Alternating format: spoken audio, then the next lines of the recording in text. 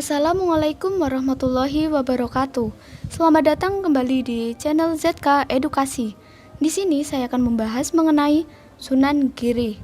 Sebagai seorang wali Allah, Sunan Giri memiliki banyak karomah yang sangat luar biasa. Simak beberapa karomah Sunan Giri berikut. 1. Mengubah pasir menjadi barang dagangan. Raden Paku sering membantu ibunya berdagang. Suatu ketika beliau ikut berlayar ke Kalimantan untuk berdagang bersama rombongannya. Sesampai di Kalimantan, Raden Paku menjual barang dagangannya tidak secara kontan, akan tetapi boleh dihutang atau dicicil oleh pembelinya. Bahkan sebagian dagangannya dibagikan ke fakir miskin. Melihat hal ini, Abu Hurairah selaku orang kepercayaan Nyai Ageng Pinatih memprotesnya, karena bisa-bisa nanti pulang ke Jawa dengan tangan hampa. Dan benar adanya, setelah 10 hari dan sampai waktunya pulang ke Jawa, orang-orang yang berhutang membeli barang dagangan belum pada membayarnya. Dengan demikian, kapal yang dipimpin oleh Abu Hurairah akan pulang ke Jawa tanpa membawa hasil apa-apa.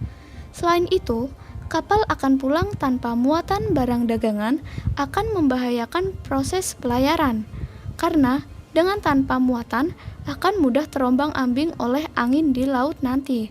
Adanya alasan inilah, maka Raden Paku memerintahkan untuk mengisi karung dengan pasir dan batu agar kapal memiliki muatan.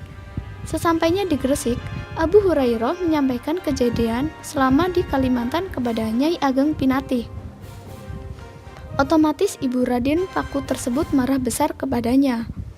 Namun Raden Paku tetap tenang dan meminta ibunya dan Abu Hurairah untuk mengecek ke kapal.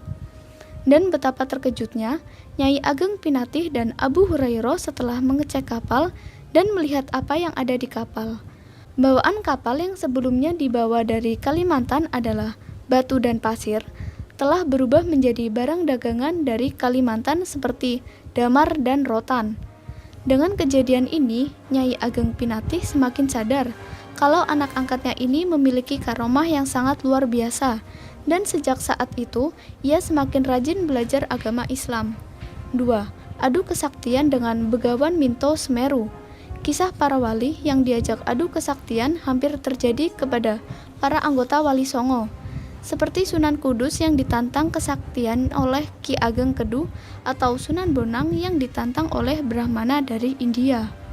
Sunan Giri yang menyebarkan agama Islam juga mendapat perlawanan dari para tokoh Hindu yang sudah terkenal sebelumnya.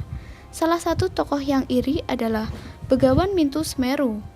Begawan Minto Semeru yang memiliki padepokan di lereng Gunung Lawu di sekitar Jogorogo, Ngawi.